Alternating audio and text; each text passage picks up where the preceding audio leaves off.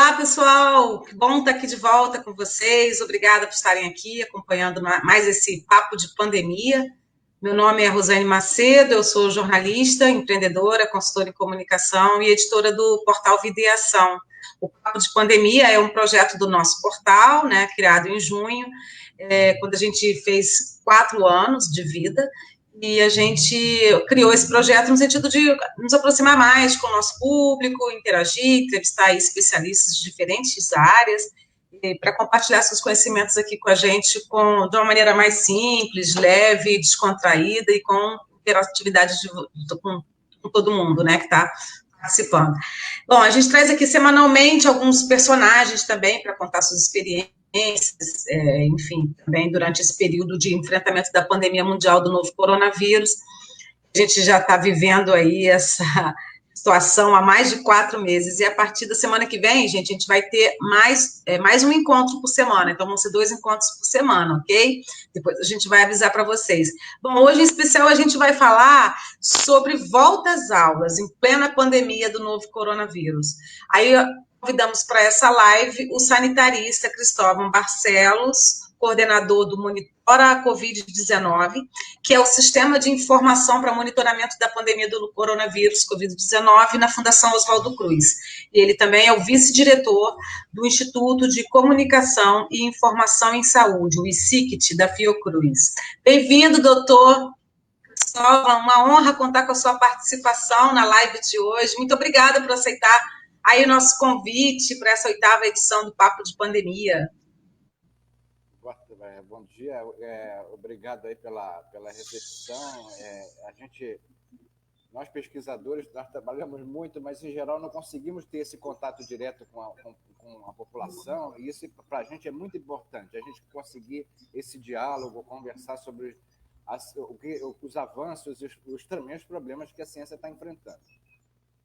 Certo. Sim, inclusive a gente estava batendo um papo aqui antes de entrar no ar, estava aqui empolgada, aqui conversando com o doutor Cristóvão, ele estava assim falando, né, porque são muitos números, gente, ele trabalha com muitos números, assim, são muitos números, novas pesquisas, novos estudos, a gente fica confuso, eles também ficam, né, porque eles estão pesquisando, tem que estar acompanhando isso tudo, ele estava me contando aqui, que, né, não é fácil, eu imagino, doutor, deve ser bem complicado mesmo estar acompanhando tudo isso, né?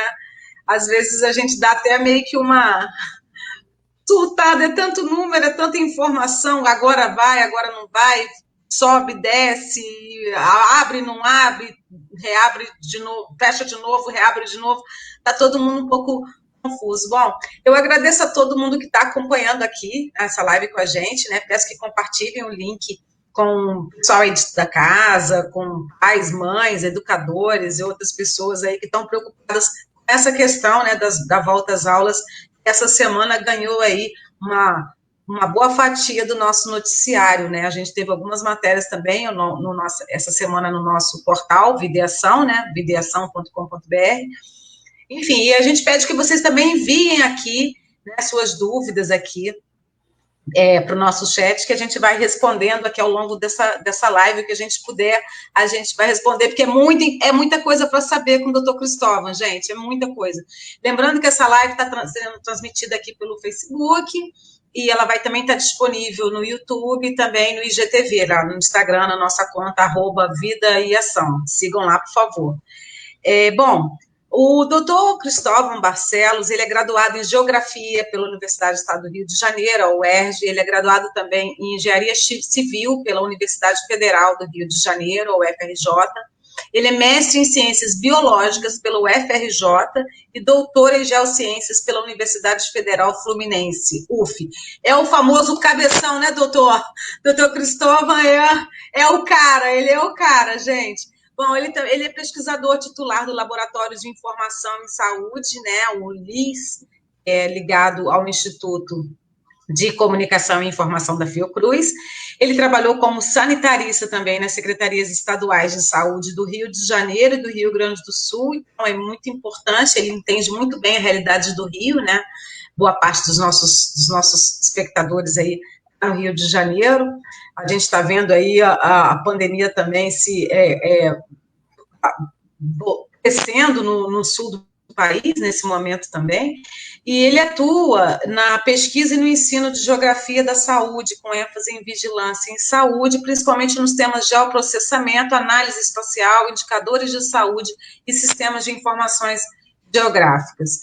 Então, ele consegue fazer toda essa, ele faz a geografia do crescimento, né, evolução da pandemia, que isso é muito importante, a gente tem que estar sempre acompanhando esses números. Bom, essa 8ª edição, gente, do Papo de Pandemia traz como tema central os riscos da volta às aulas com o fim do isolamento. Atualmente, o Rio de Janeiro vive uma polêmica, né, mais uma polêmica, em meio à pandemia do novo coronavírus. Afinal, é hora ou não é hora de voltar às aulas? Pressionada por donos de escolas, a Prefeitura do Rio acha que sim, tem que voltar às aulas, principalmente aí alguns anos aí do ensino fundamental. Mas já o governo do estado diz que não, que ainda não é momento, vamos aguardar até o dia 5, vamos pensar melhor.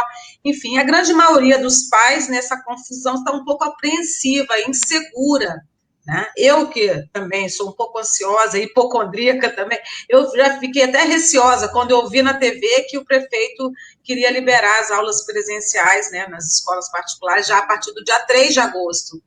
E o governador acha que não, enfim, houve essa polêmica aí essa semana. Eu sou mãe de adolescente também, tenho uma filha, né, de 14 anos, a Clarinha, Maria Clara, que inclusive ajuda a gente aqui fazendo as nossas artes aqui do Videação. Ela é estudante do 9º ano do ensino fundamental e eu realmente ainda não sei, doutor, se eu devo deixá-la voltar às aulas presenciais, caso o colégio dela tome essa decisão, já que o prefeito está dizendo que é facultativa, né? Essa decisão vai depender da direção de cada escola, mas, enfim, eu estou vendo também essa preocupação, não só minha, né, mas também de vários outros pais e mães com quem eu andei conversando essa semana. Então, assim, para a gente começar esse bate-papo, eu queria primeiramente começar aí pelo estudo que vocês fizeram, a gente deu essa semana, né, um estudo do Instituto de Comunicação e Informação em Saúde da Fiocruz, né, que tem o doutor Cristóvão como vice-diretor, e esse estudo mostra que o retorno às atividades escolares representa um risco para mais de 9,3 milhões de brasileiros vulneráveis à Covid-19. 600 mil dessas pessoas, desses mais vulneráveis, estão no estado do Rio de Janeiro. E nesse estudo, os pesquisadores alertam que se os governos insistirem em antecipar essa volta às aulas neste momento que a gente está vivendo aí, no platô, a gente estacionou na alta, né, na mais alta possível, e parece que os números estão aí, talvez crescendo numa segunda onda, se isso realmente acontecesse, essa volta às aulas acontecer precocemente, agora em agosto, pode ser que sejam necessárias mais 900 mil vagas de UTI e que 35 mil pessoas, infelizmente, podem vir a falecer.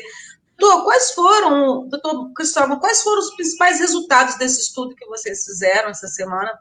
O que o senhor podia fazer, assim, um resumo para a gente dos pontos principais que vocês levantaram? Bom dia. Então, o que nós estamos vendo é que a pandemia tem algumas características um pouco diferentes de outros tipos de doença. Muita gente se infecta.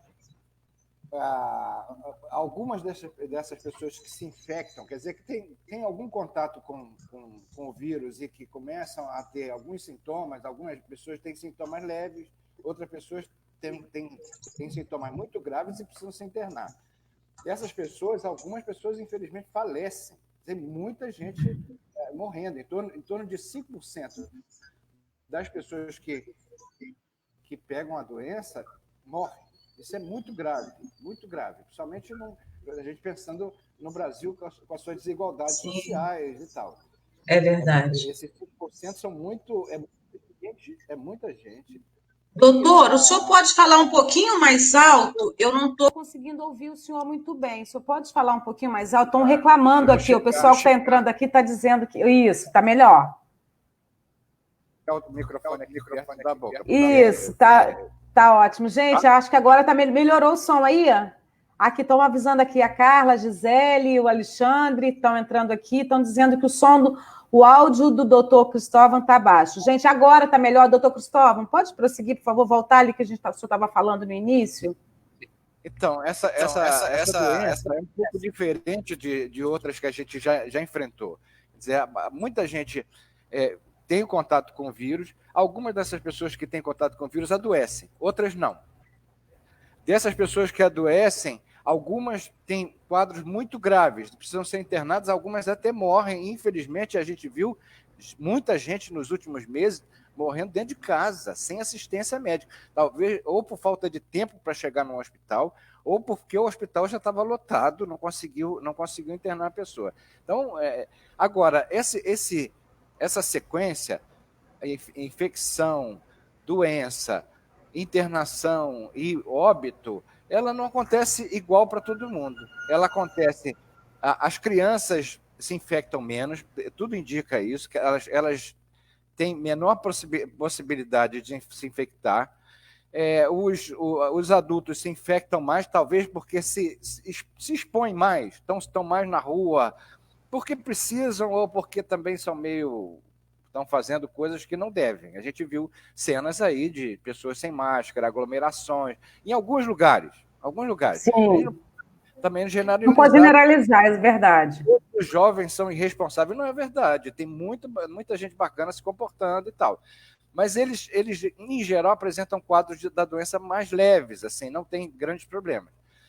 E quem sofre mais com os problemas mais graves da infecção, de internação e de morte são os mais idosos, né? E portadores de doenças crônicas. Não é só a idade. Às vezes tem um adulto que tem hipertensão, a gente vê muito isso no Brasil, diabetes, problemas cardiológicos, problemas pulmonares, pessoas que têm problemas de respiratórios, problemas alérgicos. Cada dia na literatura está sendo publicado mais uma novidade. Agora apareceu a questão da alergia. Quem tem propensões à alergia parece que tem mais possibilidade de se tornar um caso grave. Bom, isso muito me preocupa, porque eu sofro aqui de rinite alérgica, minha filha também, sinusite, a gente tem que ficar atento aí, né, doutor? Todo mundo, na verdade, parece que os grupos de risco, eles só se ampliam, né? Porque exatamente. Não é assim, só o idoso que se preocupa, então eu posso fazer o que eu quiser. Não é isso que é a realidade, né? E também, não é tanto novidade, mas de 2 meses para cá se reforçou muito a ideia de que os problemas não são só respiratórios, não. Por exemplo, as crianças têm, em geral, poucos problemas respiratórios, mas tem diarreia, problema digestivo, alguns sintomas até neurológicos, de um pouco perda da consciência, desmaios, algumas coisas estranhas que o pessoal está investigando, e assim, não era considerado Covid, quem tinha esse tipo de problema. Agora já é considerado um sintoma de Covid-19. Então, cada dia a ciência vai avançando, às vezes recuando, às vezes também é importante lembrar isso, que os pesquisadores às vezes lançam uma ideia, uma hipótese, e logo depois ela é refutada. Não nasci não, e tal. Bom, então, exatamente. A gente está atento o tempo todo. Isso acho claro, cabe aos pesquisadores. Nós vamos tentar, está todo mundo tentando, transformar esse bando de informação, algumas falsas, algumas provisórias. Não é que seja falsa, é uma notícia, mas que ainda não foi confirmada. Não é má intenção, às vezes. E algumas realmente verdadeiras, cabe aos pesquisadores, cientistas, traduzir isso que está sendo, toda essa quantidade enorme de informação, para a população, para que as pessoas tomem as decisões. Bom, então, o que nosso estudo está mostrando? Que a volta às aulas, primeiro, representa a entrada na rua de milhões de crianças e de adolescentes que vão começar a andar mais pela rua. Mas não só eles. Também isso mobiliza o transporte escolar, também mobiliza a pessoa que está prestando serviço na escola, a merendeira, as pessoas, em geral, que estão dentro da escola e fora da escola, aquele baleiro da esquina, o comércio que funcionava, o pipoqueiro que funcionava em volta da escola, vai voltar. Toda uma cadeia. Toda uma cadeia, né, doutor? Enorme, que a gente nem imagina. E né? Os professores, a gente tem que lembrar dos professores também, que vão muito vulneráveis também. Muito vulneráveis, alguns deles idosos, e alguns deles portadores de doenças crônicas. Bom, o que isso representa? Que a gente vai provocar um curto-circuito.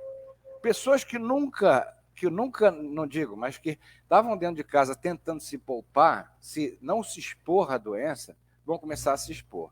O que a gente viu nos últimos meses é que os jovens, os adultos estavam indo mais para a rua, alguns porque precisam ir para a rua, porque precisam trabalhar, porque precisam fazer compra, precisam resolver um problema num banco, num cartório, coisa que precisa. Outros realmente meio maluquinhos, fazendo suas diabruras aí, aglomerações e tal. Festas, rave. Sim! Terríveis. Mas, em geral, quem se cuidava mais eram esses dois extremos, as crianças e os idosos, né?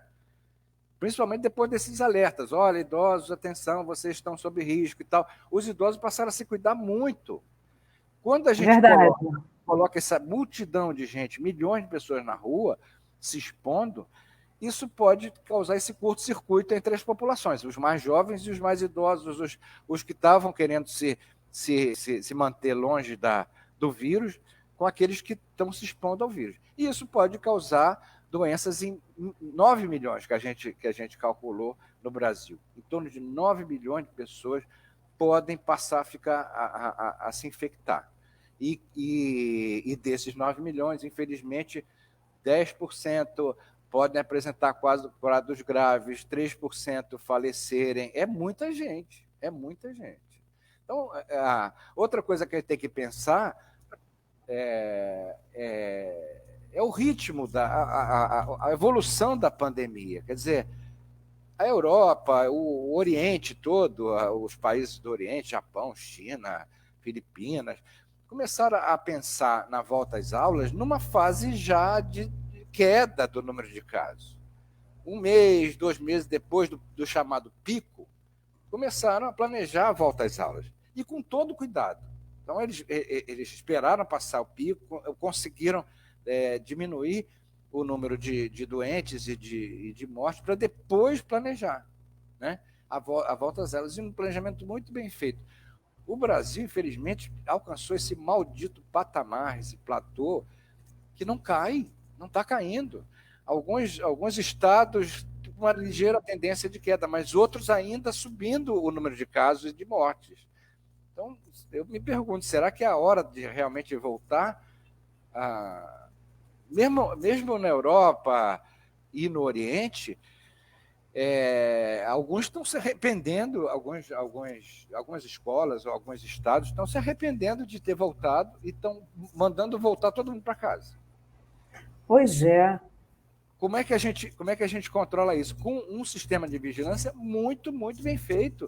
A gente vai ter que passar a controlar escola por escola, município por município, família por família.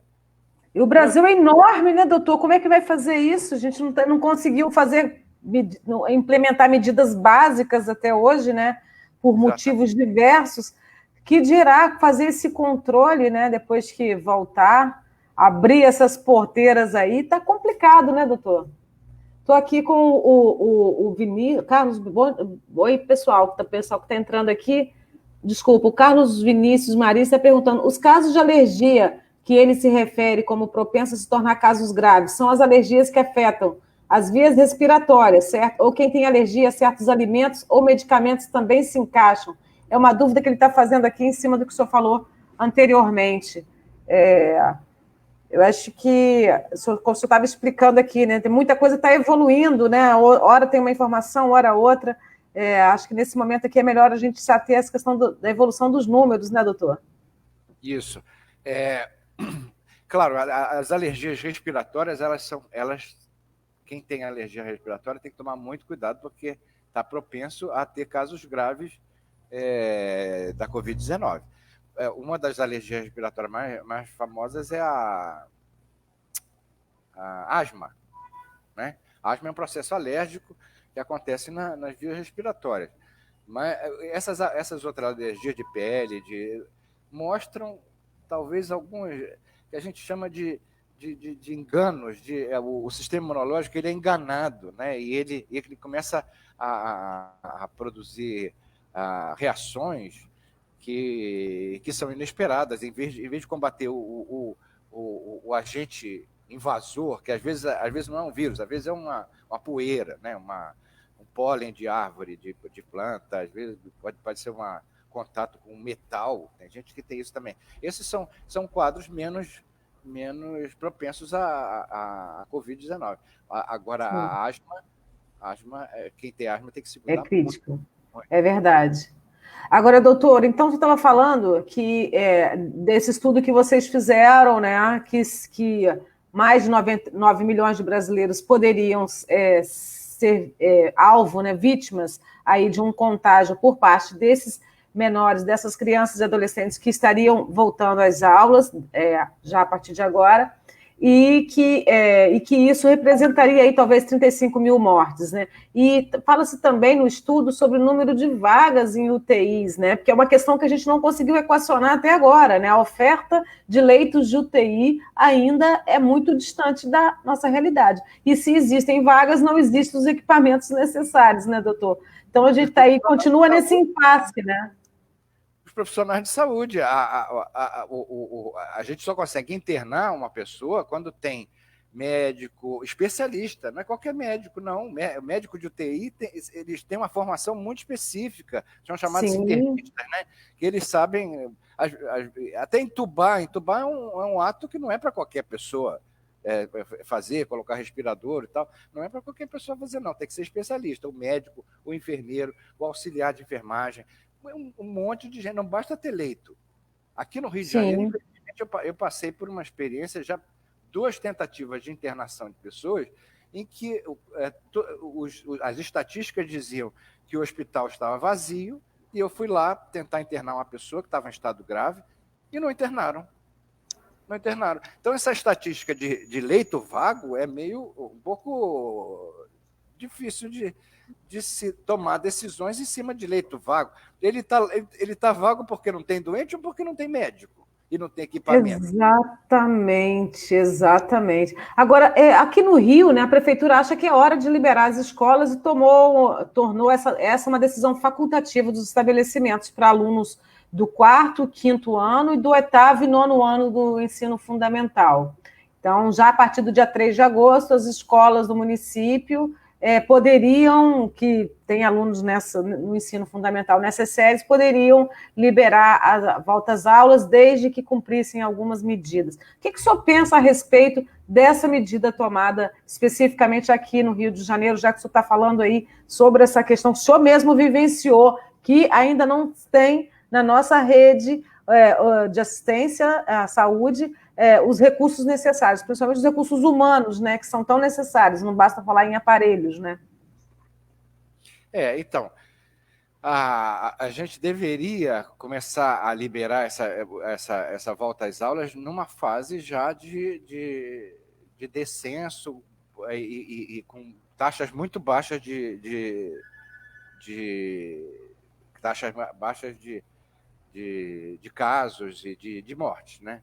E também com folga no sistema de saúde. Mas não é só isso. Todos os países que estão falando em volta às aulas estão tomando um cuidado enorme. Por exemplo, higienização das escolas. O tempo todo, todas as superfícies que as pessoas têm contato deveriam ser higienizadas. Todas essas as crianças, os adolescentes deveriam ser submetidos a alguns exames bem rápidos, e, periodicamente, testagem,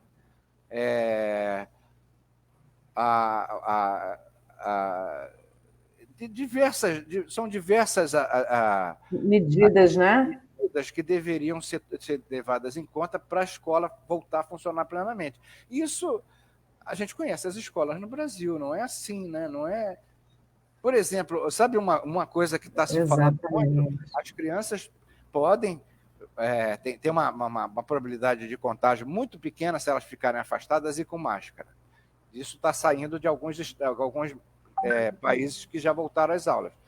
Mas, por exemplo, canto, nem pensar. Das atividades mais perigosas é fazer coral, fazer brincadeiras de todo mundo junto. Desculpe. Porque é muita partícula no ar, né, doutor? Muita partícula aí que está sendo emitida na... Opa! Estou tocando aqui na minha porta. Sim, pode lá atender, doutor. Enquanto isso, eu vou falando uma coisinha aqui. Sim, claro, fica à vontade.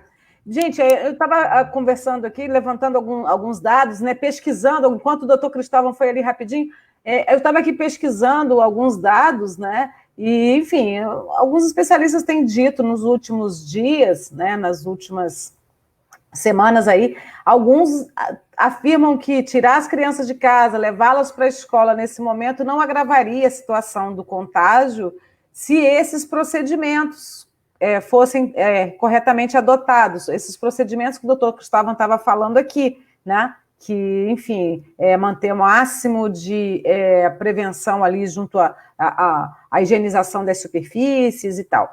E se a transmissão da doença, no caso, né, estivesse sob controle, essas aulas não teriam problemas em retornar. Mas isso foi uma reportagem recentemente do jornal New York Times.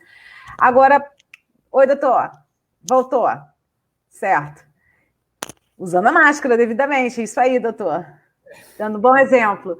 Então, eu estava falando aqui, o New York Times deu esses dias uma reportagem falando, né, que alguns especialistas afirmam que não vai fazer nenhum dano a essas crianças voltarem às aulas, desde que todas as medidas, todos os procedimentos fossem adotados corretamente, como o senhor estava dizendo. Mas e a nossa realidade aqui no Brasil, né? A Escola Nacional de Saúde Pública da Fiocruz, ela divulgou essa semana um documento que considera prematura essa autorização, antes até da pesquisa do Instituto, né? Que é prematura essa autorização para retorno às aulas, lembrando que França, Espanha e Holanda, as escolas precisaram ser fechadas após a reabertura, né? E o levantamento também feito por eles mostra que traz um panorama aí que a situação do município do Rio é considerada muito grave. No estado, a taxa de contágio aparece em 1,29, quando o ideal seria estar 0,5. Então, assim, o que acontece lá fora e aqui em relação às medidas tomadas nas escolas? Eu acho que o senhor já estava introduzindo esse assunto, dizendo o seguinte, que é um conjunto de coisas que tem que ser avaliadas, né? Não é apenas se a escola está preparada ou não, como é que a escola está preparada. É muita gente vulnerável, não é isso, doutor? Exato, não só dentro da escola, mas as condições de transporte. Eu estava falando do canto. As pessoas, quando cantam, elas falam mais alto e respiram com mais intensidade. E isso tem sido mostrado um problema muito grave, principalmente quando não se usa máscara. Quem vai garantir que esse tipo de atividade não vai acontecer dentro da escola? Mas lembrando o transporte, quer dizer, as crianças podem passar vários minutos dentro de um transporte. Você sabe como é que criança, uma perto da outra, brincando, morrendo de saudade. Eles estão morrendo de saudade, estão doidos para encontrar os amigos, vão se abraçar, com máscara, sem máscara, dentro de uma Kombi, um lugar apertado, um do lado do outro. Todas essas situações colocam em risco essas crianças, né? A probabilidade delas, voltando a esse assunto da vulnerabilidade das pessoas, a probabilidade delas terem doenças mais graves é pequena. Infelizmente, não é zero, não. Tem gente que diz, a criança sim, não tem problema. Tem problema, sim. Exatamente, isso que eu queria te perguntar isso agora, doutor, porque uma declaração recente do matemático Eduardo Massad, da Fundação Getúlio Vargas, de que 17 mil crianças menores de 5 anos morreriam se em todo o país, caso as aulas presenciais fossem retomadas, isso deixou muitos pais aí assustados, né? Mas soube-se depois que houve um erro na divulgação do estudo e tal. Mas o governo de São Paulo, inclusive, por conta disso, ficou de reavaliar a proposta de volta às aulas no dia 8 de setembro, aliás, o dia do meu aniversário. Enfim, a determinação agora é que isso só ocorreria lá em São Paulo após o declínio continuado das internações. Afinal, as crianças, elas estão mais expostas ao risco de se contaminarem e adoecerem, porque muita gente fala assim, criança não se contamina. O que os números apontam, doutor? O que vocês conseguem dizer para a gente aqui sobre isso aí pela Fiocruz? Olha, tem dois passos importantes para adoecer. Primeiro é a exposição. Muitas crianças não estão se expondo, estão dentro de casa. Os pais sabem o trabalho que isso dá. Todo dia inventar uma brincadeira, colocar a criança na televisão e não sei, estão improvisando, às vezes até ensinando, educando as crianças. Os pais estão fazendo um esforço enorme de ler um livro também, tirar um pouco a criança da televisão e tal. Mas as crianças em geral não estão tão expostas quanto os adultos e jovens. Bom, algumas das pessoas expostas adoecem, não, se infectam, absorvem o vírus e o vírus começa a se multiplicar dentro do organismo. Isso é alto. As crianças têm um sistema imunológico ainda em formação. Então, a agressão de um vírus, nela, ela não tem capacidade principalmente as alérgicas. Aí voltamos à questão das alergias.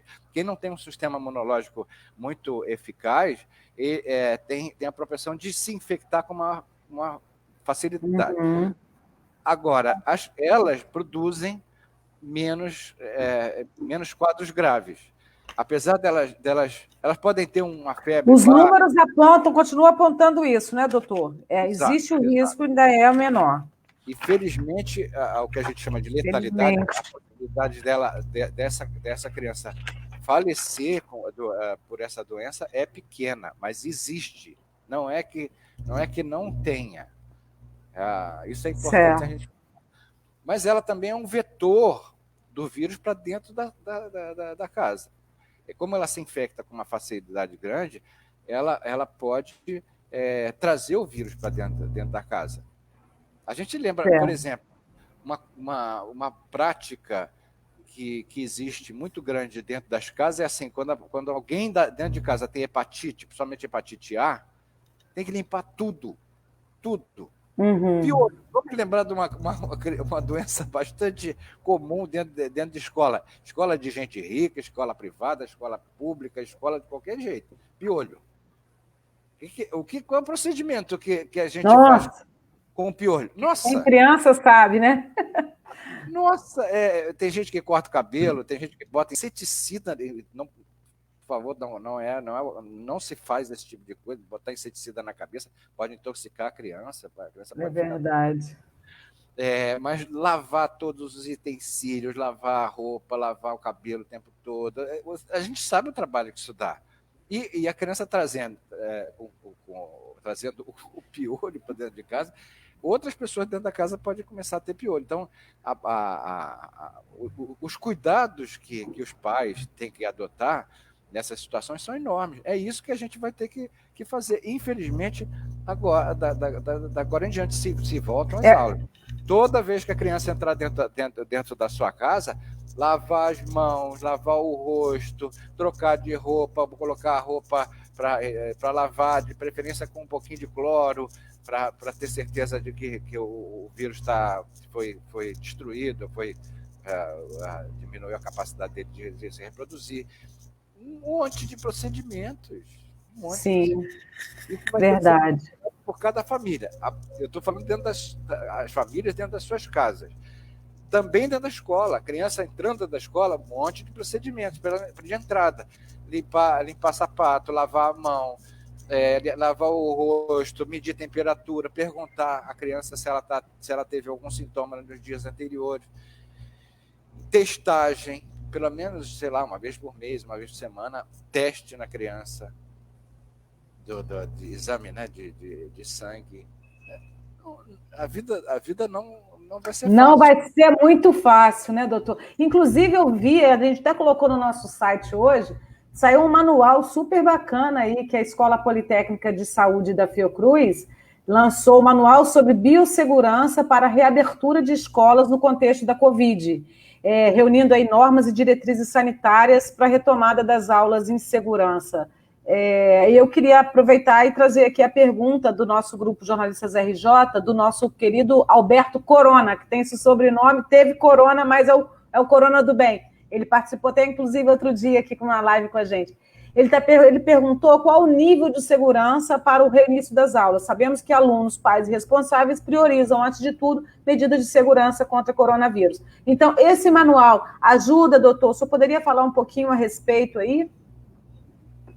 Sim, ajuda. A gente é muito interessante esse papel de pesquisador. A Escola Politécnica da Fiocruz é sensacional, porque as pessoas são, ao mesmo tempo, professores, mas pesquisadores também. Então, a gente tem muito que aprender quando a gente lê sobre a experiência nos outros países. O Brasil tem se é que a gente pode chamar isso de vantagem, ele está um pouco atrasado na pandemia em relação aos outros países. Né? O pico aqui não passou, a gente começou o começo da pandemia nossa é um pouquinho atrasado em relação à Europa e principalmente ao Oriente. Então a gente tem que aprender com esses países. E eles, inclusive, é interessante isso, eles falam aonde eles erraram, não só onde acertaram, mas eles falam francamente onde erraram, e a gente tem que aprender com o erro dos outros, a gente pode fazer lições aprendidas, né, doutor? Lições aprendidas, a gente tem que trabalhar muito isso, né? É uma estratégia de gestão, que parece que a gente não tem gestão em saúde, infelizmente a gente não está tendo numa esfera federal, infelizmente parece que a gente não está tendo muita gestão em saúde, a gente teve essa semana aí alguns números que evidenciaram que isso não está ocorrendo, deixaram de ser comprados insumos, compraram mais insumos para fazer cloroquina, enfim, está faltando também um pouco de gestão em saúde, né, doutor? E aprender com as lições dos outros países, né, que já estão mais à frente da gente. Exato. Você vê nesses países que estão retomando algumas atividades econômicas, inclusive as escolas e universidades e colégios, um cuidado enorme e centralizado. Eles o tempo todo pegam uma informação que apareceu lá dentro de uma escola e transformam numa política nacional. Por exemplo, proibição de coro, canto, não, nem de jeito nenhum. Como vai se dar o recreio? Eles pegam a experiência de uma escola e transformam numa norma nacional. Isso é a coisa mais importante do mundo. Isso que você chamou de coordenação. A gente chama também de corresponsabilização. Quer dizer, o governo nacional coordena, financia. Essas coisas custam caro. E quem tem que financiar, basicamente, é o governo federal. E estabelece algumas normas. A gestão, como o próprio ministro falou há pouco tempo, a gestão de se abre ou não, se volta às aulas ou não, é do governo estadual. O governo municipal propicia os meios necessários, a escola toma as providências importantes, o município, a prefeitura cuida também do transporte, geralmente o transporte é uma atribuição do município, a escola tem que tomar certos cuidados e a mãe ou o responsável pela criança também tomar determinados cuidados. O que não pode é a mãe ficar responsável por tudo. Isso não vai dar. Isso é uma responsabilidade, né? Inclusive... A mãe tem que olhar os gráficos de estatística, tem que ler artigo científico, a mãe tem que conversar com os seus vizinhos, a mãe tem que conversar com o diretor da escola, pressionar o prefeito, isso não vai dar. Colocar a responsabilidade na mão das mães e dos pais Demais. Olha, vamos dar um exemplo simples e bastante trágico. Arma. As mães, a notícia de que tem alguma criança usando arma dentro da escola apavora todo mundo.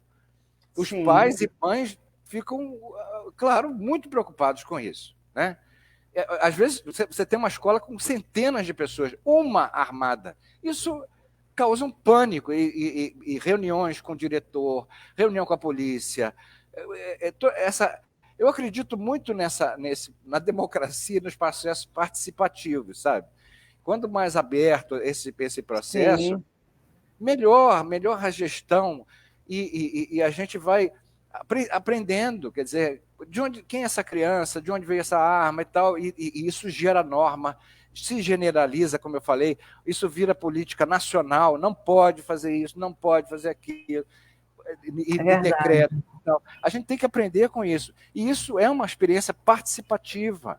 A mãe tem que participar, o pai tem que participar, os avós, muitas vezes, têm um papel muito importante nessa gestão da volta às aulas, mas o diretor da escola também, a diretora, a professora, tudo isso em estado de alerta e, como eu falei, de corresponsabilidade.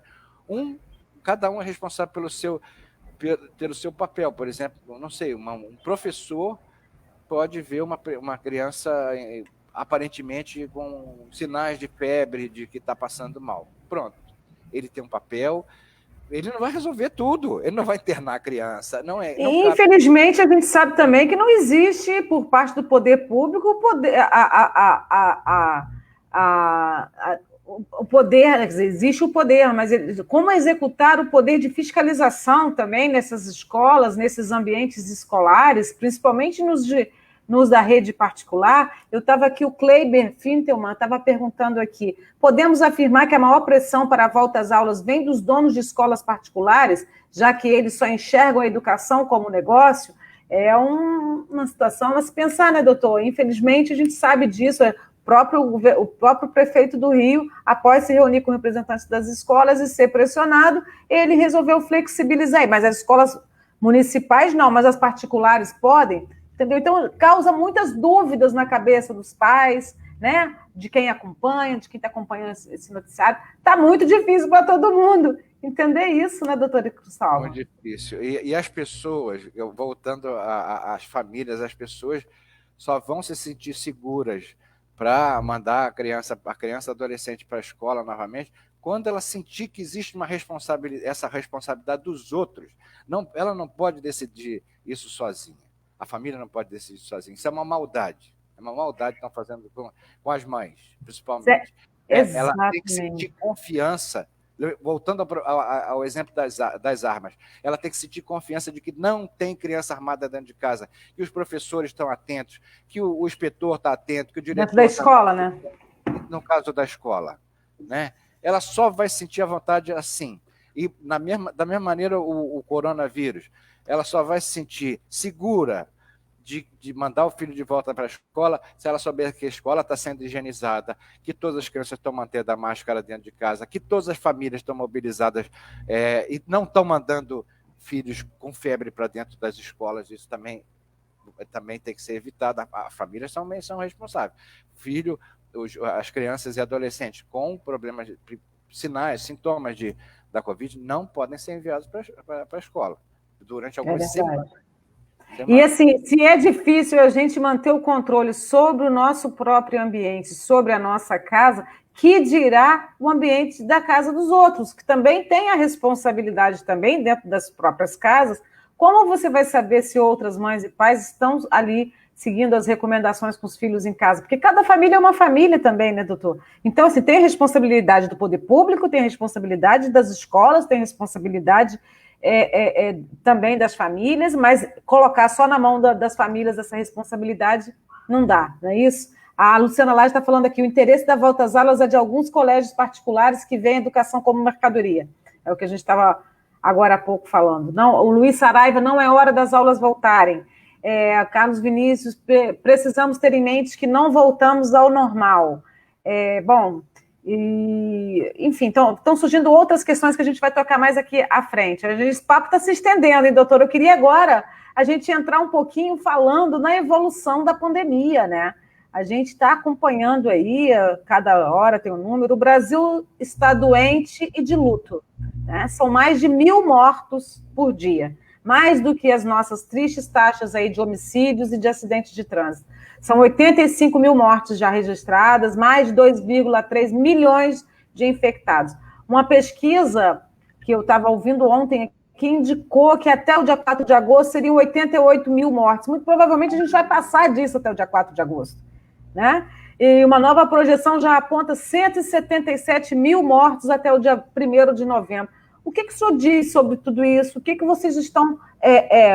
eu acompanhei ontem aí o painel que vocês fazem, muito, muito bacana, esse painel Brasil do Monitora Covid, que a Fiocruz está fazendo, e que o senhor é um dos coordenadores aí, né? O Brasil registrou, nessa sexta-feira, dia 24, um total de 349 mil casos, 54.469 a mais que no dia anterior, com mais de 1.134 óbitos em 24 horas. O número de vítimas fatais da doença já chega a 85.405. E no estado do Rio, um dos 6 que registram uma queda no número de mortes por Covid, já são 154.879 casos acumulados, sendo 3.330 somente nessa sexta-feira. O número de óbitos chega a 12.654, sendo 119 nas últimas 24 horas. Enfim, mas são números e números, e esses números aumentam em progressão geométrica, né, doutor? O que o senhor diz sobre essas novas projeções, esses dados que vocês estão fazendo aí agora? Qual é a projeção que a gente pode ter daqui para frente? Qual é esse platô? Vai ter fim? Quando é que começa realmente a cair? Olha, essa é uma pergunta que todo mundo se faz desde abril. Quando é que vamos chegar no pico e quando é que vai diminuir? O Brasil está tendo uma curva, uma evolução da pandemia muito estranha, muito estranha. Nos países do Oriente, né, na Europa, já houve o pico e houve uma queda. É sempre bom lembrar que a subida da curva é muito acelerada e a descida é muito lenta, muito lenta. E não zera. Não zera. Mesmo Japão, mesmo China, mesmo esses países que já passaram pela pandemia há muito tempo, muitos meses, tem lá uns picos secundários, um resíduo que vai acontecendo aqui ou ali. Na Europa, essa curva está caindo lentamente, e mesmo assim apresentando alguns surtos localizados em algumas cidades, algumas áreas. No Brasil, a curva está desafiando todo mundo tentando explicar esse maldito patamar altíssimo de 1.000 mortes por dia. O Rio de Janeiro, alguns estados com uma tendência pequena de queda no número de casos e de mortes, mas de repente isso muda. A Amazônia, a gente até pouco tempo estava comemorando que está quase toda diminuindo o número de casos e de mortes, de repente subiu novamente em alguns estados. O próprio estado do Rio de Janeiro, o estado do Rio de Janeiro, na última semana, apresentou um número de casos enorme. E a gente está aqui se perguntando se é um problema de notificação, que a gente chama, né? Quer dizer, chegaram dados novos que estavam represados, estavam empilhados numa mesa e alguém resolveu digitar, ou o famoso teste na farmácia. Saiu uma legislação há pouco tempo de que esses testes que estão sendo feitos descentralizados precisam ser digitados, precisam ser informados ao SUS, né? Pode ser isso, pode ser um fenômeno assim, que entraram dados novos, mas pode ser o impacto dessas medidas de relaxamento. Pode ser que o Rio de Janeiro esteja voltando à tal da segunda onda e devido a mais gente na rua, uma flexibilização maior. Então, nós temos que estar atento o tempo todo e o Brasil, infelizmente, não digo que está fora de controle, mas ele está apresentando uma dinâmica da doença bastante diferente dos outros países. Talvez parecido com os Estados Unidos, o que é a pior notícia que a gente pode ter. É o pior exemplo que a gente poderia ter, né, doutor? Infelizmente, parece que a gente está ali querendo competir com os Estados Unidos. Morreram milhares de pessoas em Nova York, aí todo mundo achando que ia ficar só em Nova York, agora a Califórnia está explodindo, a Flórida está explodindo, o interior, todo mundo achava que o verão ia dar conta, eles lá estão no verão. O verão é quente e o clima quente vai diminuir a transmissão. Não é verdade, não é verdade. Muitos americanos não estão usando máscara. Esse é o pior exemplo que a gente pode ter. eu não quero que o Brasil seja parecido com os Estados Unidos, não, francamente. Nesse aspecto da Covid é terrível. Terrível.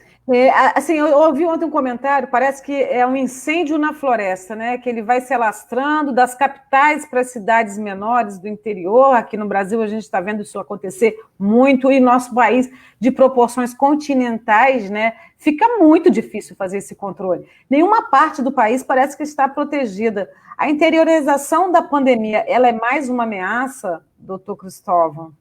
Chegar a pandemia como está chegando nas cidades menores? Como é que o senhor vê essa interiorização dos casos? No estado do Rio isso já é visível, o número de casos na capital diminuindo um pouco, tendendo a diminuir, mas em algumas cidades do interior aumentando. Então, nas próximas semanas e meses, a gente pode provavelmente ver algumas cidades que estavam poupadas, que ainda estavam com poucos casos, aumentaram o número de casos, né? Além disso, as regiões, a gente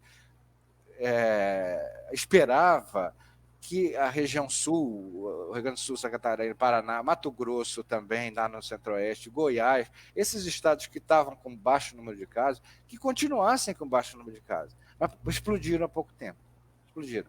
Aumentou muito o número de casos nas últimas semanas, e a gente achava que eles estavam protegidos. Não estão.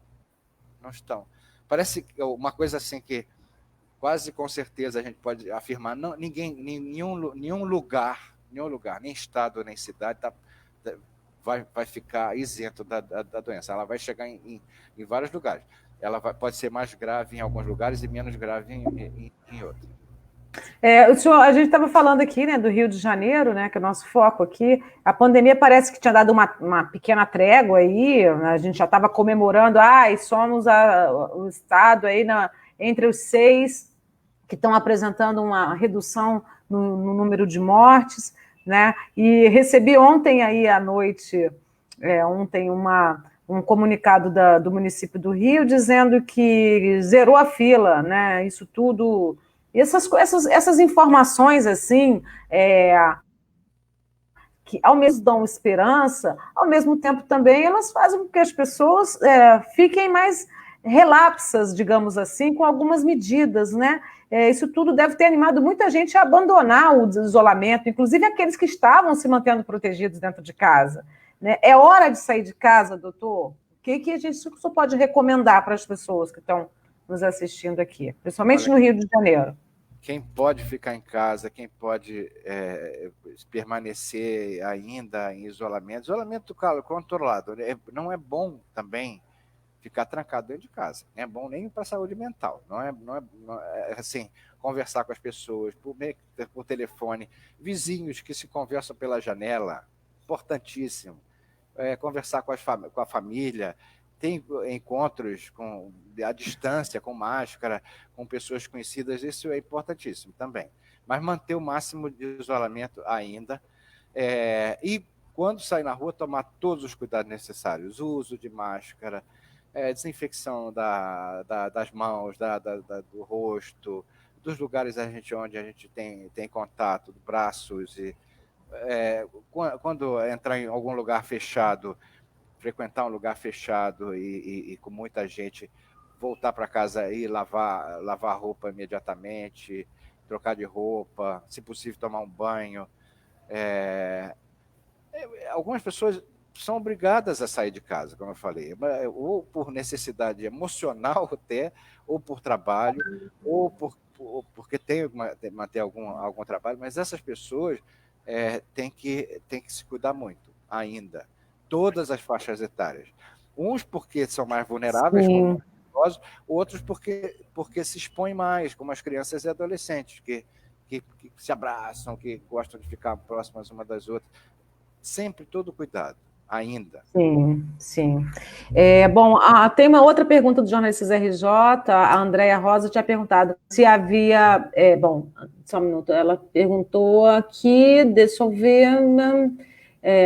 como está o nível de contágio no Rio de Janeiro, né? E a gente estava falando isso aqui agora dos números, dados do boletim Infogripe da Fiocruz mostram que enquanto diversos estados ainda enfrentavam uma fase de crescimento da primeira onda dos novos casos, né, de síndrome respiratória aguda grave, que é o principal sintoma aí, né, da Covid, né, a principal situação em que as pessoas ficam e, né, se complicam os casos de Covid por conta dessa síndrome. Todos da região sul, além de Sergipe, Mato Grosso do Sul, que já dão sinais da segunda onda, né, o caso do Amapá, Maranhão, Ceará e Rio de Janeiro. O número de casos semanais, novos casos semanais, depois de ter atingido um pico, iniciou o processo de queda, voltou a subir. É isso que o senhor acabou de falar aqui também para a gente a respeito disso, né? Então, assim, como o senhor disse, não é hora de sair de casa, quem puder, fique dentro de casa, entendendo que se tem necessidades físicas ou financeiras ou econômicas ou emergenciais para resolver na rua, emocionais, como o senhor disse mesmo, entendeu? Mas que tome todos os cuidados possíveis. Agora eu queria perguntar para o senhor com relação... tem aqui gente perguntando aqui, ó. A Carla Sarquis está perguntando: o Brasil teve tempo para se preparar, teve todos os exemplos bons e ruins para tomar decisões corretas, mas preferiu tratar a Covid como uma gripezinha. A reabertura significou de brasileiros o fim da pandemia. O senhor acredita que ainda seria possível e necessário um lockdown? Olha, lockdown, essa altura, acho que ninguém mais tolera. Ninguém mais tolera. Trancar as pessoas em casa. Lockdown que foi feito na China, em vários países da Europa, que é obrigar as pessoas a ficarem em casa. E só sai com autorização para alguns lugares, farmácia, hospital. É quase impossível pensar, porque nós já estamos... As pessoas estão cansadas de ficar em casa. Então... uma notícia boa que eu acho que a gente tem é que está cada vez mais provado que o número de infectados e a transmissibilidade cai muito se a gente usar máscara. Muito. Se todo mundo usar máscara. Se as pessoas que tiverem sintomas ou tiverem doentes ficarem dentro de casa, cai muito o número de casos. E essas medidas que são mais coletivas, assim, as pessoas evitarem lugares fechados onde tenha muita gente, lugares sem circulação de ar, sem sol, preferir lugares ensolarados, lugares abertos, e mantendo a distância entre as pessoas e tal. Essa eu acho que é uma boa notícia. Eu acho que a gente não precisa, talvez, do lockdown, mas manter, sim, essas medidas de comportamentais, digamos assim, né, de distância e o uso de máscara. Essa semana, inclusive, saiu também um estudo falando sobre as mortes evitáveis justamente por conta dessas medidas de isolamento que foram tomadas, né? Então, o caminho é a gente continuar se preservando e preservando os outros, né, doutor? Exato. Agora, a questão, eu queria só falar rapidamente sobre a questão das desigualdades sociais, né? Temos como avaliar...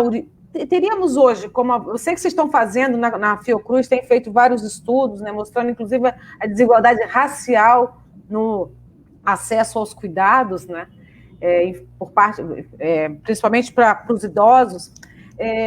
A gente teria como avaliar o índice de quantos chegam aos hospitais ou morreram dentro de casa ou da UPA, quantos tinham plano de saúde, foram atendidos em hospital ou foram atendidos em hospitais públicos, quantos eram negros e pobres. Pelo que vemos, a pandemia escancarou uma triste realidade dos contrastes sociais no Brasil, né, doutor? Então, vocês estão fazendo esses estudos assim, mais desse olhar mais social para a pandemia? Sim. A gente pode olhar essa desigualdade de diversas maneiras. Um é por lugar, né? Os estados do Nordeste, principalmente algumas áreas mais empobrecidas do Nordeste, tiveram mais casos e tiveram mais óbitos. Outro estudo que foi feito recentemente pela Fiocruz: favelas. Lugares onde tem uma concentração de favela maior, tem uma letalidade maior. Não é que o número de casos seja maior, mas as pessoas que adoecem, elas têm maior probabilidade de falecer, infelizmente, dentro de uma favela. Isso é uma notícia muito triste para a gente, porque mostra que ou elas estão se expondo mais, ou elas não estão conseguindo ter acesso ao serviço de saúde, ou elas estão tendo sintomas mais graves, elas estão tendo quadros mais graves. Lembrando outra vez da importância das doenças crônicas. Essas pessoas dentro dessas áreas mais vulneráveis, não só a favela, mas os subúrbios, as periferias das cidades, elas, em geral, têm mais diabetes não controlada, hipertensão não controlada, porque muitas pessoas têm hipertensão e mantêm o controle da hipertensão com medicamento, com exercício físico, etc.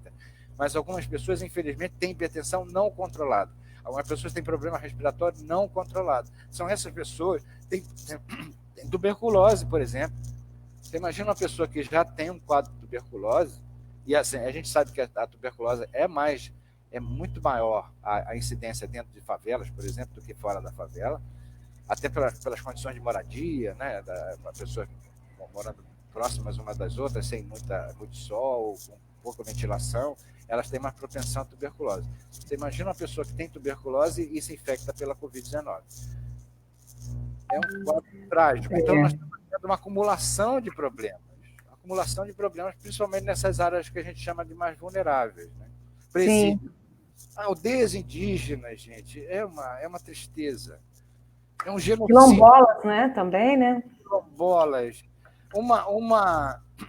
Um vírus desse entrar dentro de uma aldeia indígena é uma tragédia, Parece que o risco é 150% maior, né? De ser mais grave. Como vivem eles vivem num território enorme, cercado de mata, mas muito juntos um dos outros, geralmente dormindo e convivendo dentro de uma só oca, né? Dentro de uma só construção. A possibilidade do vírus se alastrar lá dentro é uma tragédia. E nas comunidades também, né, doutor? Casas minúsculas, né? As pessoas vivendo sob péssimas condições sanitárias, sem acesso muitas vezes até à água. Como é que vai lavar a mão, né? Essas questões que a gente já vem falando desde o início da pandemia, infelizmente, a gente não conseguiu ainda ter grandes avanços, né, por parte decisões aí do poder público, talvez. Aqui no Kleber está perguntando... Desculpa. Não, eu acho que é hora da gente, do meio de uma crise dessa, a gente repensar as prioridades do Brasil mesmo. Talvez seja um estado de choque, como aconteceu na Europa com a Segunda Guerra Mundial, como aconteceu na Espanha e Portugal depois das ditaduras lá. São países que mudaram completamente de políticas. Um trauma tão grande, que as pessoas... porque aqui no Brasil dizem que não dá voto, né? Investir em saneamento, né? Está embaixo da terra, ninguém vai ver, não precisa, né? Então vamos investir só naquilo que é visível. Vamos fazer estrada bonita, vamos fazer viaduto, vamos fazer coisas que vão dar visibilidade, né? Que saneamento, infelizmente, o senhor que é médico sanitarista, o senhor que é sanitarista, né? Atua nessa área de saúde pública há muitos anos, o senhor sabe, né? Que infelizmente, tem pouco investimento em saneamento básico no nosso país, infelizmente. Né? Doutor, então aqui o Kleber está falando, como o senhor entende algumas decisões da autoridade... Está me ouvindo bem? Sim. Tá. Como o senhor entende algumas decisões da autoridade municipal de proibir um mergulho no mar e liberar a ida ao shopping? Não é difícil para a parte da população mais preocupada em entender isso? Enfim... Mas a praia não tem lobby, né, doutor? A praia não tem lobby, né? Quem faz o lobby da praia, né? Shopping tem lobby. Eu acho que a praia tem uma dimensão, para o carioca, tem uma dimensão simbólica muito importante. Quando a gente vê a fotografia, que aparece sempre nos jornais, na televisão, da praia cheia de gente, não é que aquilo represente um grande risco. As pessoas, em geral, mantêm, a não ser domingos de verão, com um calor altíssimo, aí vai uma multidão mesmo para a praia. Mas, em geral, as pessoas, quando a praia não está muito cheia, elas mantêm uma distância entre elas. Claro, as famílias muito juntas, os casais, os namorados e tal, juntos, colados um no outro. Mas, em geral, mantendo 2, 3 metros dos seus vizinhos, né? Mas ela tem uma dimensão simbólica muito grande. famosos bares do Leblon, quando aparece uma fotografia daquelas de todo mundo amontoado, sem máscara, também é um choque muito grande. Mas a gente tem que lembrar que o shopping também é perigoso. Também é mais seguro, como eu falei, você andar num comércio em rua, aberto de rua, comércio de rua, e muitos deles estão adotando, mesmo sem ser obrigatório, ninguém entra dentro da loja. Eles botam uma barreira, atende a pessoa na porta, pergunta lá o que você quer e tal, traz o produto, vende e usa geralmente aquele aparato eletrônico de cartão, compra com cartão, com o menor contato possível entre os objetos dentro da loja e com higienização permanente daquela maquininha lá do cartão. Essas lojas têm que ser incentivadas. E nós que somos consumidores, vamos naturalmente preferir esse tipo de loja do que uma loja fechada, com gente sem máscara, sem ventilação. Naturalmente, as pessoas vão optar por isso. Eu, no meu caso, que sou idoso, estou evitando shopping, desculpe. Tá certo, doutor. Outra coisa que eu queria perguntar para o senhor, a gente já acabou estourando aí o nosso tempo, depois a gente vai fazer um resumo aí dos principais momentos dessa live no nosso IGTV, porque infelizmente a gente já passou do tempo para entrar na íntegra no IGTV, mas depois a gente vai fazer lá uma edição. Bom, eu queria aproveitar para perguntar para o senhor, que não é todo dia que a gente conversa assim com uma autoridade em saúde pública como o doutor Cristóvão. Então, eu queria saber com o senhor, assim, em São Paulo lá já anunciaram que grandes eventos, né, como Parada LGBT, Marcha para Jesus e outros que tinham sido adiados para novembro, agora estão suspensos. A festa da virada e o carnaval de rua também não devem acontecer em alguns estados do país, né, e que tem maior número de casos. Há também a possibilidade de ter datas distintas para os carnavais, para os desfiles, né, de escolas de samba no Rio de Janeiro, Salvador e Recife também. Outros querem adiamento da festa popular a partir de maio do ano que vem. Vocês lá na Fiocruz, vocês pretendem analisar também os riscos relacionados a grandes eventos como Réveillon e Carnaval, ou já existe alguma estimativa a respeito que o senhor pudesse falar? Ainda não. Ao invés de analisar eventos, os eventos são importantes, sim, eu acho que eles podem promover algum impacto sobre a saúde, principalmente a transmissão da Covid-19. Mas não é que se tenha uma posição oficial sobre deve haver ou não evento. O que a gente está tentando dizer é que existem algumas situações de muito risco. Muitas pessoas próximas, sem máscara, e gritando, cantando, muito entusiasmadas, digamos assim, próximas uma das outras, tem que ser evitado de qualquer maneira. Já houve surto em coro de igreja, já houve surto em festa rave, já houve surto em escolas que promoveram festas e atividades de grupo. Esse tipo de encontro tem que ser evitado completamente nos próximos meses. E isso inclui, claro, Réveillon, que as pessoas estão lá entusiasmadas, muitas vezes bebendo, e para beber tem que tirar a máscara, as paradas, parada gay, parada LGBT, a aglomeração das igrejas, manifestações das igrejas, são muito comuns nessa época do ano, os grupos evangélicos e tal, que naturalmente vão acabar falando alto, se aproximando um dos outros. Naturalmente, é difícil segurar uma pessoa no seu entusiasmo, digamos assim. É verdade. Então, quanto mais aqui, o brasileiro é muito efusivo, né? Gosta de falar, tá próximo, a gente tem essa cultura, né, da proximidade física, né, entre as pessoas, do afeto. É muito complicado. Estou vendo aqui a Carla está falando, estou doida para ir à praia. Carla, eu também estou, Carla, doida para ir à praia. Mas pelo que o doutor estava falando aqui, será, doutor, que não seria um pouco excesso de zelo, talvez, ir retirar uma pessoa da praia enquanto libera para o shopping, libera para a escola? Não seria dois pesos e duas medidas? Sim. Olha, eu não eu não sou completamente contra essa coisa de proibição de praia. Claro que um mergulho para o carioca é uma coisa essencial, faz parte da vida do carioca dar uma mergulhada. É verdade. Mas, assim, o que está permitido é a pessoa colocar com seu traje de banho e tal, colocar na areia durante algum tempo, dar um mergulho e voltar, se vestir e ir embora. Isso está permitido. E eu acho, cá entre nós, que isso é saudável. É saudável. É verdade, né? Estou aqui, ó, o Silvio... Saúde mental e saúde física. Né? É verdade. Mas não ficar parado próximo um do outro. O Silvio Barsetti, querido, obrigada. Ele está falando, excelente live, muito esclarecedora. Que bom. Silvio é lá do Portal Terra também, nosso colega do Jornalistas RJ. Obrigada, Silvio, por estar acompanhando aqui com a gente. A Giane está perguntando, e a piscina? E as piscinas, podem? Condomínio aqui do meu prédio está fechado, está tudo fechado. Piscina pode, doutor, ou não pode? Piscina desde que mantida a distância. Claro que as pessoas vão mergulhar sem máscara.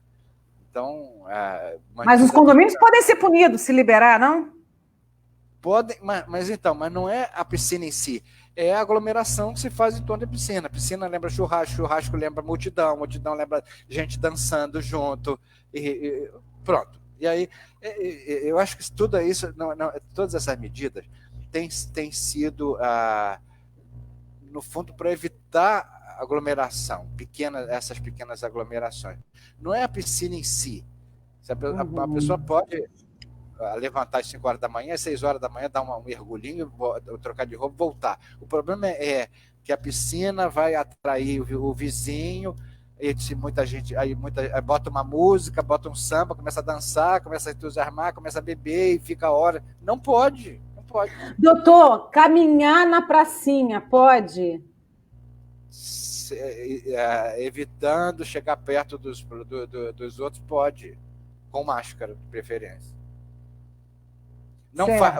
Um mito que está acontecendo agora também, que é uma notícia falsa também, é que usar máscara durante o exercício físico faz mal, as pessoas podem passar mal. Não é verdade. As pessoas têm necessidade de respirar mais, porque a gente fica com o ar saturado, né, de pouco oxigênio, respirando o tempo todo muito gás carbônico e pouco oxigênio. Vão ter que respirar mais, mas não tem problema fazer exercício com máscara, não. Porque eu preciso confessar para o senhor que essa semana eu não aguentei, fui caminhar um pouquinho na pracinha, porque eu não estava aguentando mais ficar só dentro de casa, doutor. Eu tive que ir, preciso confessar isso publicamente aqui. Preciso confessar que fui, me senti muito bem. Acho que faz bem isso, mais para a mente do que para outra coisa, né? Claro. Mas é muito difícil, a gente sai de casa com aquele medo, com máscara, não posso tocar em nada, não posso me aproximar de ninguém, aí eu tive que ir ao banco porque eu precisava sacar um dinheiro. Quando eu estou saindo do banco, vem um sujeito, esbarra em mim, eu falei, meu Deus do céu, como é que pode? Essa pessoa não espera um ou outro sair, enfim... O que falta muito também, doutor, é responsabilidade com si próprio, com o outro, né? Falta educação, na verdade, né? Para muitas pessoas. Não vamos dizer que todas, claro que não, a gente está avançando muito, as pessoas estão muito conscientes, a gente tem muitas pessoas que estão extremamente conscientes, mas a gente tem muito que avançar nessa questão da educação para essa nova realidade, para esse novo normal. Não é isso, doutor? Isso, E é a educação que a gente já devia ter tido, e mais uma educação nova para uma nova situação, né? Então, atualmente, chegar próximo a uma pessoa sem máscara e conversar alto, tudo, é falta de educação. É sim, agora passou essa parte da nossa nova etiqueta. É falta de educação um desconhecido chegar perto de você e começar a gritar na sua cara, sem máscara. É falta de educação agora. Sim. São novas regras de etiqueta social que a gente precisa se impor e impor aos outros, né? Exatamente. Regras de convivência social. Doutor, o papo está muito bom, a gente tinha mais um monte de coisas para perguntar para o senhor aqui. Tem várias dúvidas aqui, enfim. Mas eu acho que a gente precisa encerrar, a gente já estourou bastante o nosso tempo de hoje. Eu queria agradecer muito ao senhor, né, por essa disponibilidade de estar aqui batendo esse papo com a gente. Né? Várias pessoas também aqui, teve algumas que a gente não conseguiu aqui acompanhar, que mandaram dúvidas, depois a gente pode responder, né? mas a gente vai ter que terminar por hoje, né? Mas lembrando aí, com a volta às aulas, como o senhor falou, é mais gente na rua, é mais transporte público lotado, é mais risco de contaminação.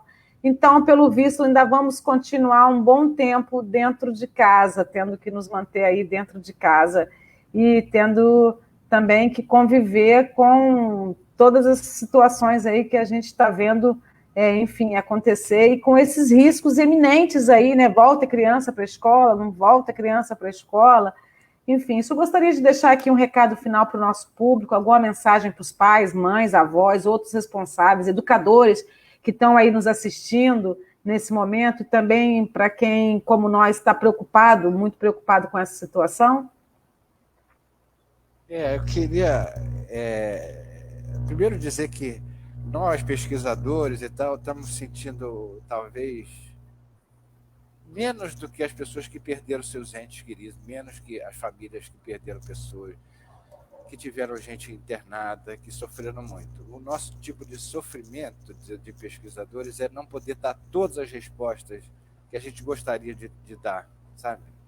A vacina amanhã no posto de saúde do SUS, um remédio que cura todo mundo, infelizmente, os pesquisadores estão correndo atrás, estão fazendo tudo que é possível, mas nós não temos solução mágica ainda. Tomara que um dia a gente traga uma boa notícia, e eu acho que esse contato com todo mundo participando e todo mundo lançando perguntas, isso é muito importante para a gente, inclusive para lançar perguntas para nós, para a gente começar a se preocupar com as questões reais do dia a dia e quem sabe, trazer uma boa notícia, dar orientações mais adequadas. Eu acho que a gente precisa estar no momento de acreditar na ciência, acreditar no que diz a ciência e parar com boataria, parar de acreditar em mitos. Vamos botar a cabeça no lugar, se proteger e proteger os outros. Sim, sim. Inclusive, a gente vem tendo, infelizmente, péssimos exemplos aí, né? Desde o início dessa pandemia. Não vamos entrar mais nesse assunto, porque, enfim, nem vale mais a pena. Mas a gente precisa, como o senhor falou, desfazer esses mitos e a gente começar a cuidar mais, né, da nossa própria saúde, da nossa coletividade, né? Pensar que todos nós temos responsabilidade também sobre essa pandemia, né? Sobre os rumos que isso daí vai dar. Eu queria falar aqui com o senhor sobre vacina, enfim, sei que aí está avançado aí os estudos da Universidade de Oxford com a Fiocruz também. Essa semana teve a vacina, a Coronavac, a vacina chinesa que está sendo testada no Brasil. Enfim, muitos assuntos, tem muita notícia positiva também, né, doutor? E é aquilo que o senhor falou, acreditar na ciência, né? A ciência que vai realmente nos tirar dessa situação tão dramática, tão terrível que o mundo inteiro está vivendo. E a gente está botando muita fé e apostando muito em vocês aí, pesquisadores, que estão dedicando suas vidas. Eu sei que muitos não estão nem dormindo direito, estão aí tendo que acompanhar tantos estudos. Muito obrigada, muito obrigada, doutor Cristóvão, pela dedicação de vocês, do senhor, tiro pelo senhor, assim, em nome da comunidade científica aí, da Fiocruz, que tanto nos orgulha, né, a gente ter uma instituição como a Fiocruz no nosso país. Agradecer a vocês por iluminarem esse caminho esse momento de trevas que a gente está vivendo, né, por nos iluminar, nos orientar, mostrar que, olha, não vai assim, não faça isso, puxar a orelha, mas também trazer aí boas notícias para a gente. E esperamos, numa próxima oportunidade, mais notícias boas também, né, doutor? Sim. Muito obrigada, viu? Muito obrigada, eu agradeço muito a sua participação aqui, agradeço a todo mundo que participou, gente, muito obrigada. A gente vai estar com a nossa live também no YouTube e depois com um resumo lá dos melhores momentos lá no Instagram. Muito obrigada, um abraço para vocês, um beijo, até a próxima. Cuidem-se, fiquem em casa, usem máscara, usem gel, cuidem dos seus filhos, das suas mães, dos seus pais, de quem vocês amam, cuidem da sua comunidade. Né? Cuidem do nosso planeta está precisando. Um abraço. Obrigada, doutor. Um abraço. Obrigado, tchau, tchau. Obrigado.